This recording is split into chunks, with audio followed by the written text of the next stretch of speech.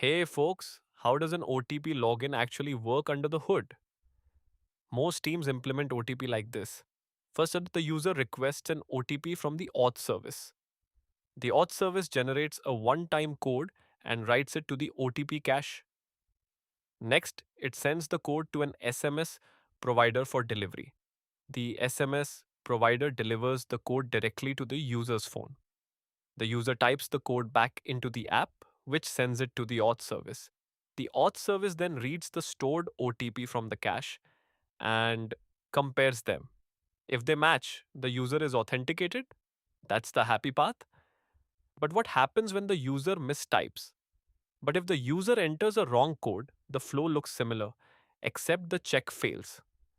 The auth service queries the cache and finds the codes don't match.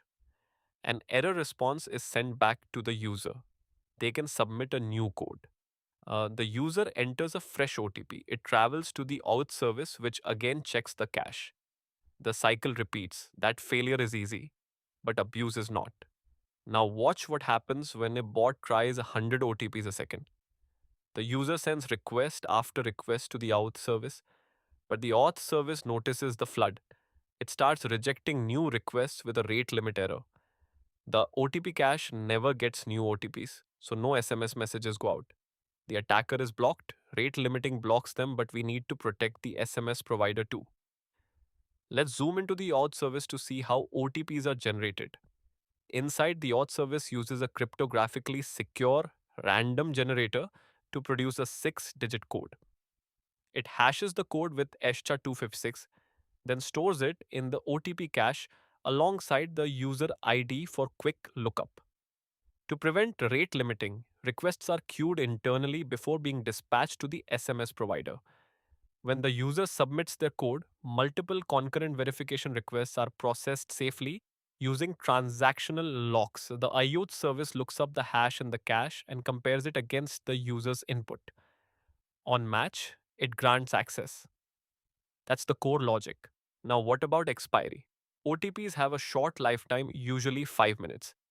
Each OTP is stored in the cache with a TTL.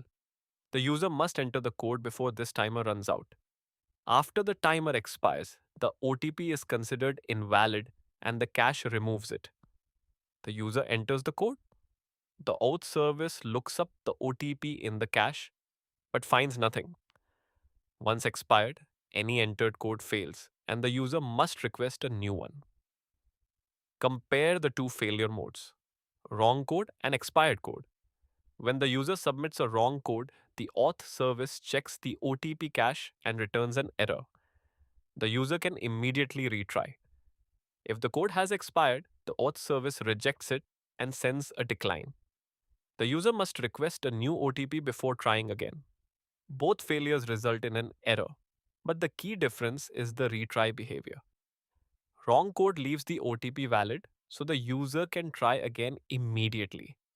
An expired code removes the OTP from the cache, so the user must start over.